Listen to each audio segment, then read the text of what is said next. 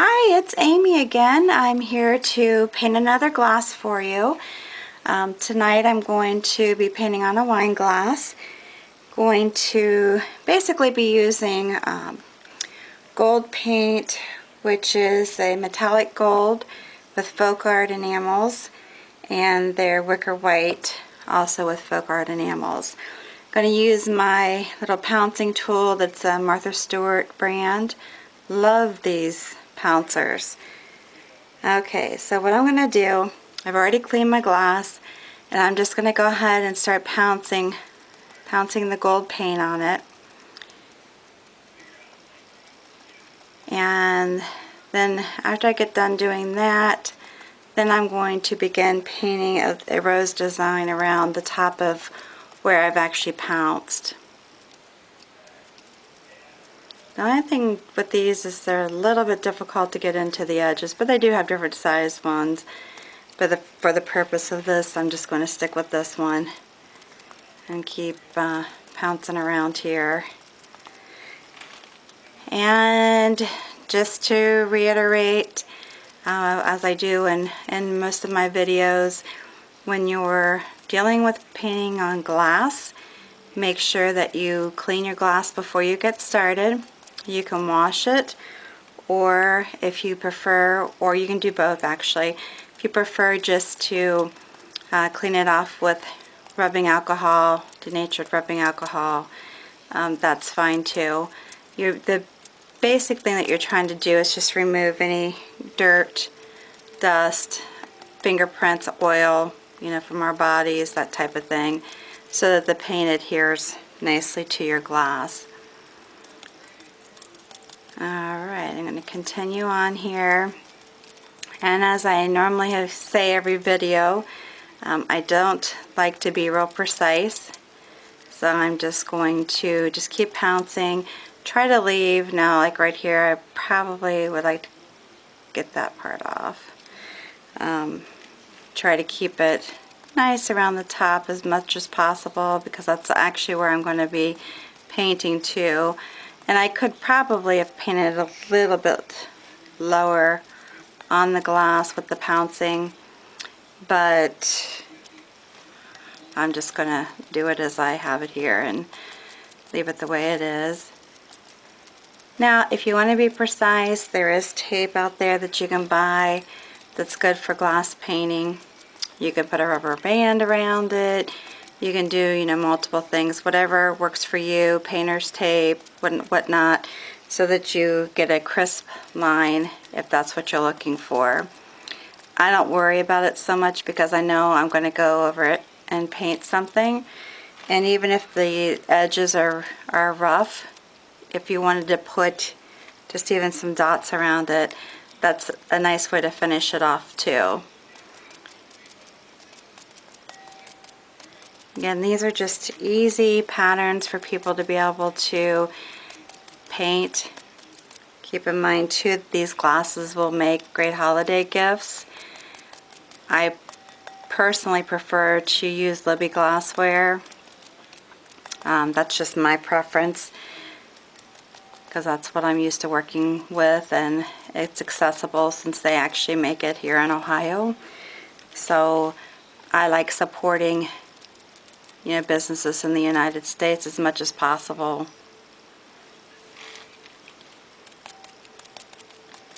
Now with something like this, if you want to allow it to dry for the purpose of the video, I'm going to go ahead and start painting here in a minute or a few minutes, just to keep going with the video. But I would recommend giving this some drying time if you're going to be doing this and painting a design around the top. You might want to do that. But I just wanted to get another video on, having a late evening here, so I'm trying to make as many videos as I can just to be more active on YouTube. Sometimes it's hard though with my work schedule. Another thing too with glass painting, and I always like to mention this, is that if you're going to bake it, make sure you place your glasses in a cold oven and then preheat. I always add the preheat time to my bake time, just to give it, make sure that it's getting that durability from being baked, and in there the amount of time that it should be. Alright, so I think that's pretty good coverage. Alright, so the next step here, I'm just going to paint some just simple roses around the top.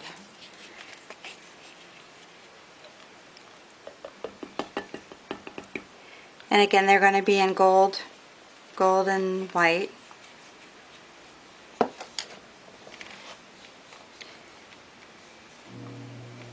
And I may not have mentioned that in this video. I did mention that I was using folk art enamels, but that's the prime paint that I use. If you have a preference, there's so many different products out on the market. The only thing I can tell you is it may take you some trial and error to find what actually works for you and your type of painting style, because some are better than others. Alright, so I'm just going to do just a quick and easy little rose pattern around the top.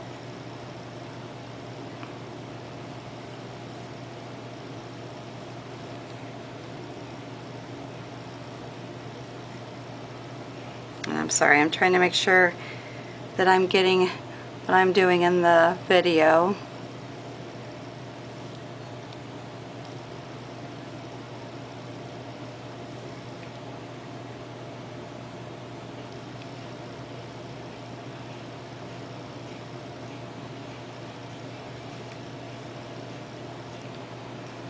I hope y'all can see.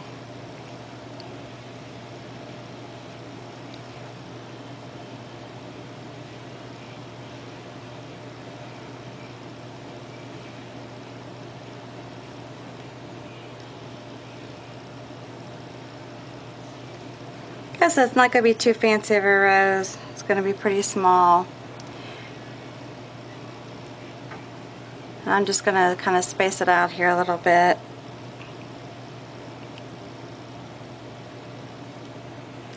Yeah, like I said, the hardest part probably about painting it with this, the gold being wet, is getting the white to be as opaque as I want it to be. As it's definitely blending in with the gold underneath. Like I said, for the purpose of the video, I'm just doing this to speed it up a little bit.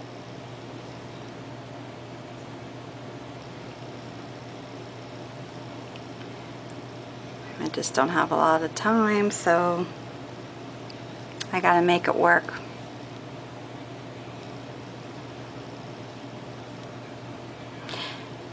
And I don't know, if you know what I always say is if you aren't happy with it when you're done, guess what? You can rinse it off and start again. I guess I'm not set on any particular spacing, just kind of eyeballing it.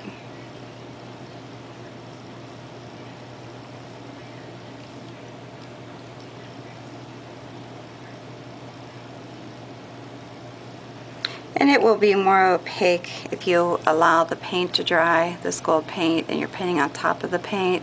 It will actually be more opaque looking if you do that, as opposed to what I'm doing right now as far as painting it while it's still wet.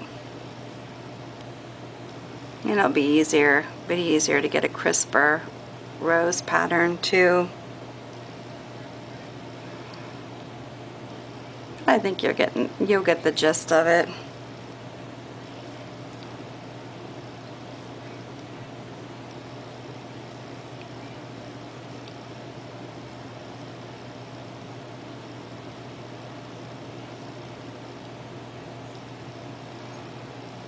Alright, let me just kind of see what all I can fit in here.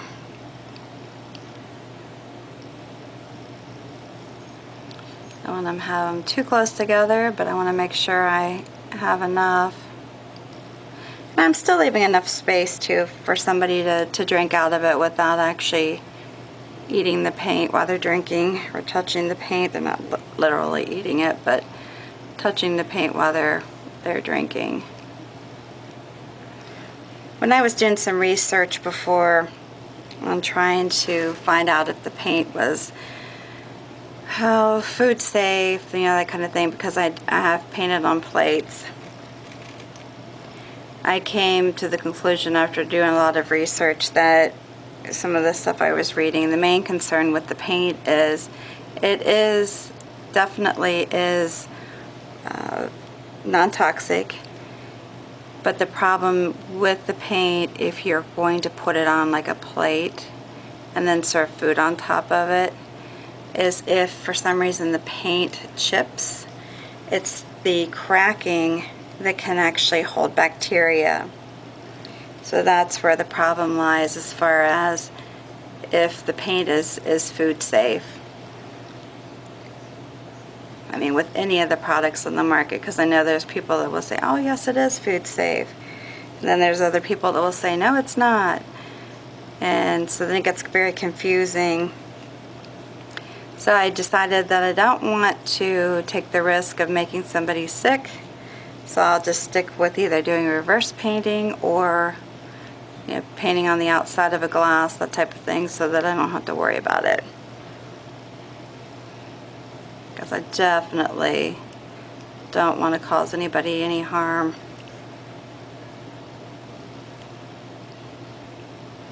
That's not a good thing.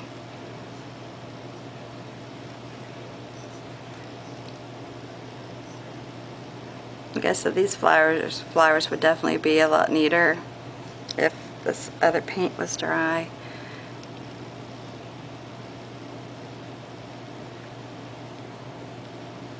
Okay, so now I just got some crazy little roses, just really easy, not really completely like I wouldn't typically do them. Alright, so the next thing I'm going to do is just throw in some leaves. And that kind of ties us all in together. You know, you might do, yeah, I got confused here on how I'm loading my brush. You might want to just do like some easy, just some small, easy leaves. Losing my train of thought here.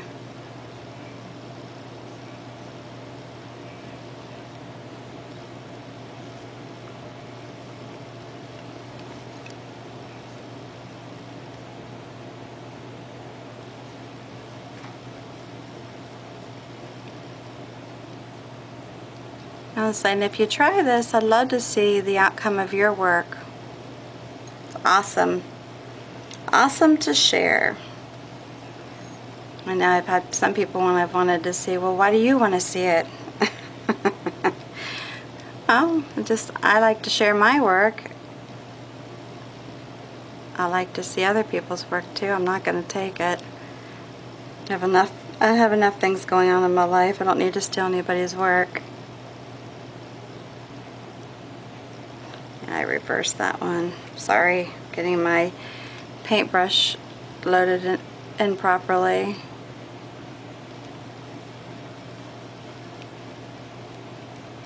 I'm sorry if I'm not getting it in the video.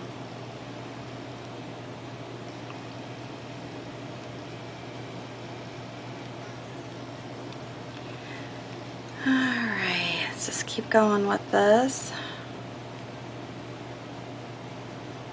I'm just trying to make sure that I don't get too close to the top.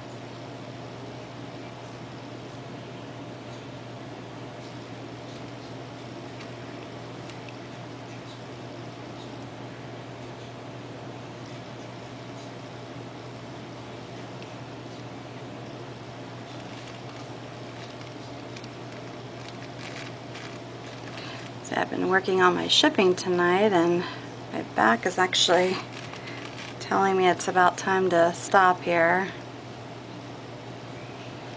I watch my grandson during the day, my 21-month-old grandson, and he's a handful. He keeps me hopping.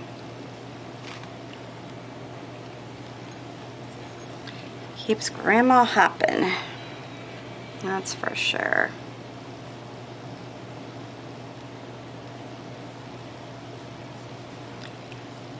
Definitely lucky to get to do that. Needs a little love.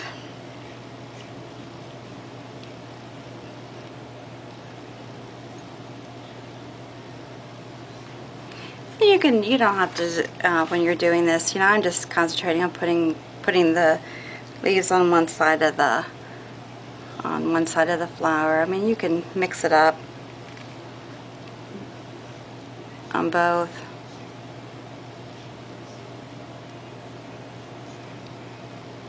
I mean, both sides is what I'm trying to say. Both sides of the flower. Doesn't have to just be one side. Now what little thingy I got there.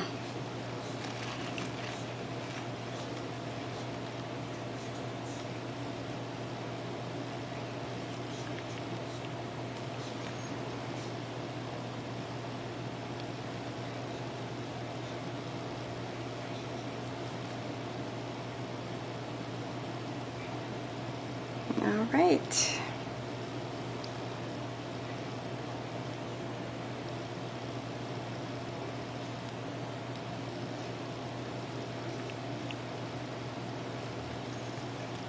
Like I said, with painting leaves, there's so many different types of leaves that you can do.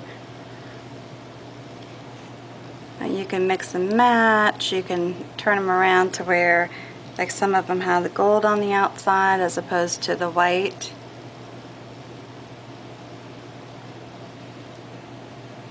And I'm kind of doing the white on the outside with all of them right now. Well, not kind of, I am doing that. And like I said, you can come back through and add some more flowers, even maybe, or not flowers, I'm sorry, leaves. Going kind of in the opposite direction.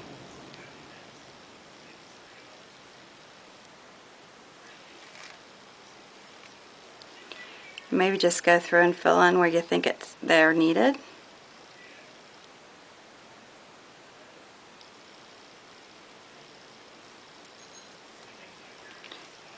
Where space allows, because there might not necessarily be enough space to one as opposed to the one next to it. There might be more space in between.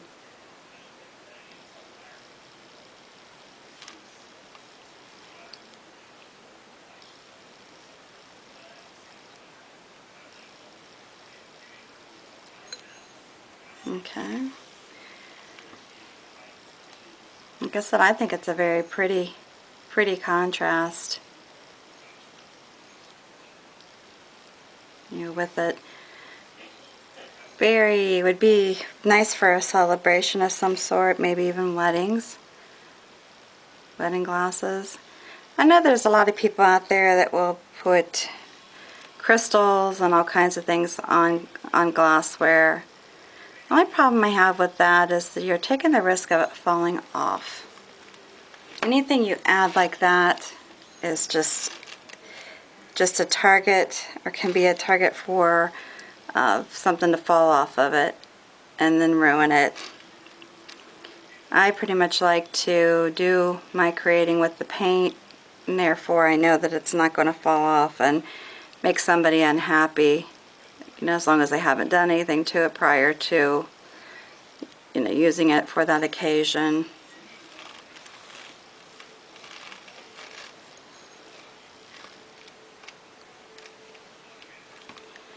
Alright, we're almost done here. And keep in mind too, I know I mentioned this, or try to mention this as much as possible, that when you're painting, depending on the kind of paint you're using, they all have different instructions. Follow the manufacturer's instructions. And if you want to do trial and error type things, that's fine, but I highly recommend following what they are telling you as far as bake time, letting it cure, that type of thing, just to make sure that you're doing what the manufacturer indicates on their product. And they vary from one product to another. like folk art enamels, you don't have to paint them. I believe, my understanding is that they're more durable if you do paint, or excuse me, do bake them, but I know that they do air dry within 21 days to be completely cured. So, you know, there have been some designs in my past when I've been painting them to sell that I, like especially if I'm doing dots or lines or something, that if the paint is too thick it can bubble. So you really have to be careful with that.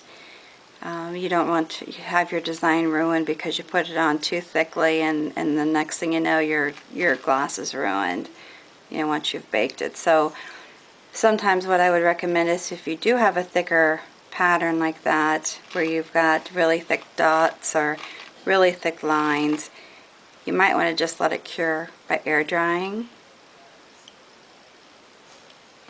And you can, it's not that you can't use it before the 21 days, it's just that that's when it's actually fully cured. It's dry to the touch within a couple hours. You know, they say with the folk art enamels to allow an hour of curing time, air drying time before you bake it. And then there's some products that want you to wait for 24 hours before you bake it. Alright, so here we are, and it's finished. And with something like this, you can finish off the stem if you want. You know, maybe without actually making it a solid color. You can do just maybe a line with a line brush and just keep twirling your gloss and have it go down your stem, maybe add a rose at the bottom. But I think that's a very pretty gloss, just very quickly done, and I hope you enjoyed it. Thanks again for stopping by. You have a good evening.